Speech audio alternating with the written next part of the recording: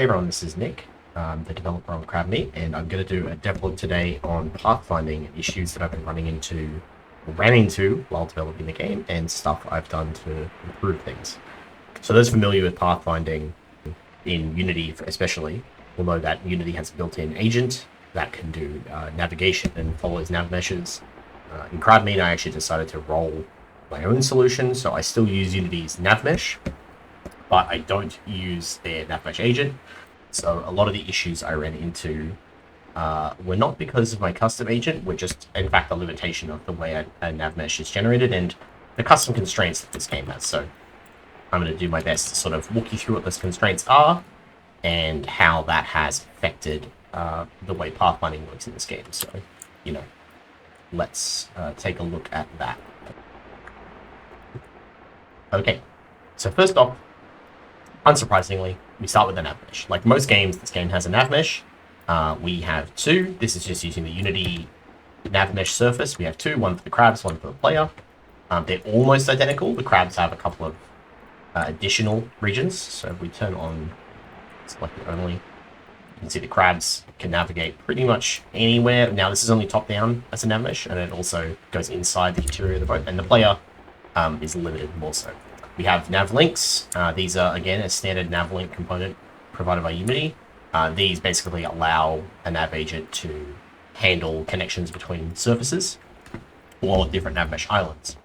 However, I have had to extend those, and I will get into that a little bit later. So I'm going to start with the player and how they generate a path, because in the previous video we discussed how the player is actually more like an AI in the way they control. So the human player, walks around the boat and provides input, and that generates a path. Now we can debug that, and that path, you can see, it's pretty straightforward in this kind of case, but already we run into some issues when we deal with stairs. So the player, they click on the stair, we generate this path, and as you can see, it's quite a nice cut. And return. As you can see, the path here is pretty good. We handle going up slopes just fine. This is actually as a result of work I've had to do myself. So what I'm going to do is I'm going to turn off that work and show you what the raw path coming out of Unity looks like. And as you can see, this is how we fix it.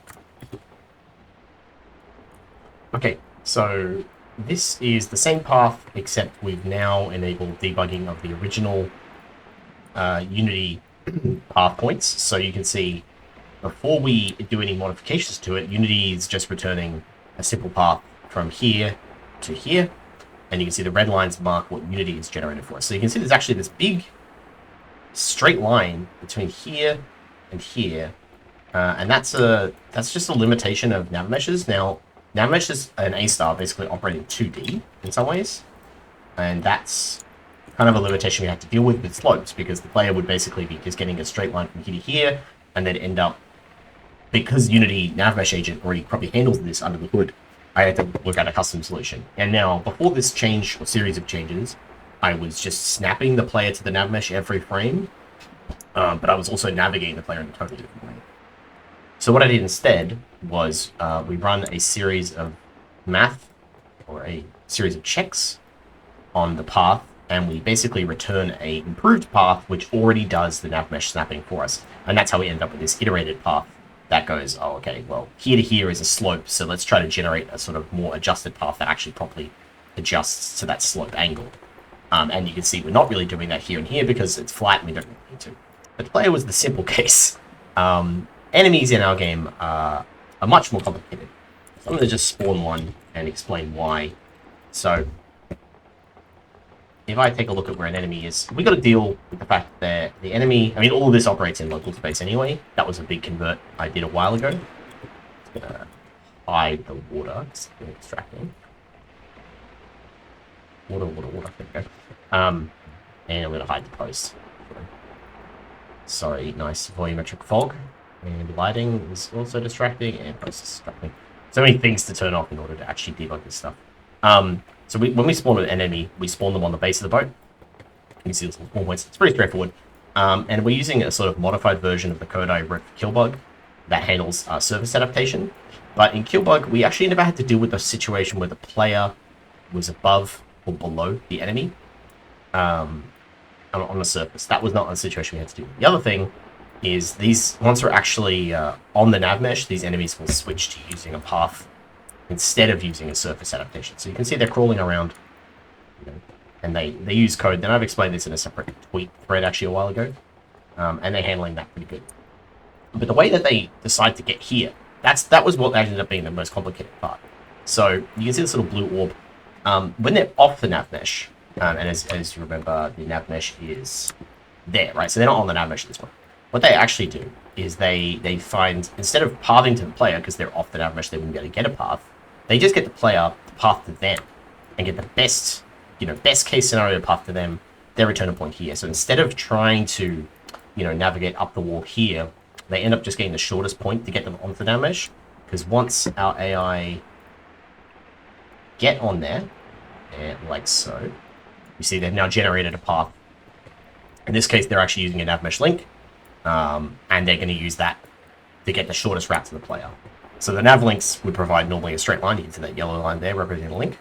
So what I do instead is, not at runtime, but at edit time, I get the nav mesh links to basically bake out a collision map that provides them with this sort of adulterated path. And when we actually get our nav mesh path back from the agent, we have to do a very tedious process because Unity paths don't return anything relevant here. It's going to jump to some code. Okay, so now we're in the AI code. So what they do is this is a Unity call to the Unity. We use pass it a path. We have a path, and we've already generated the path directly. We get all the corners off it and return a length. So this is where we go in and we sort of adulterate it quite a lot. In the case of the AI, they need to check the nav links. So we have to actually pre-cache every link along the path, and the process here is tedious. There is, as far as I know, there's no better way to find links along the path. If someone does know, please let me know, because this is not cheap. Thankfully, we only do it once when a path is generated. We're not doing it every frame. But yeah, we have to basically sample for some collision to return our nav link helper, and that's the thing that has that sort of go back here. That's the thing that stores these additional points. And when we go through and iterate over our link, over our path, if there's a link on that point, what we do is we get here and we inject in all of the corners provided by that path. And in the normal case, we're just handling slopes here. Because again, just like the player, the AI also has to deal with slopes in the way that the player does. And it uses the same code, thankfully, so we're able to recycle that there. And that's how we end up with this sort of slightly better path that we otherwise would not be able to do. The AI would be sort of gliding through the air here, and they'd be gliding through the surface here, and that would not be ideal for us. It would be very unrealistic. So yeah, that's kind of what we're finding. There's still edge cases that I need to resolve, and I'll cut to something here where you can see what we need to fix. Still is the AI like getting stuck going through a wall, or they shortcut to the player, so the distance check needs to get worked on, where they can attack the player at weird angles. The player can retaliate there, but it's not something I think I want necessarily for the game, so it's something to work out. But yeah, that's what I've been working on. So that's about it. If you have any questions, please just leave a comment in the Steam news posts or in the YouTube comments, and I'll see you in the next video. Bye-bye.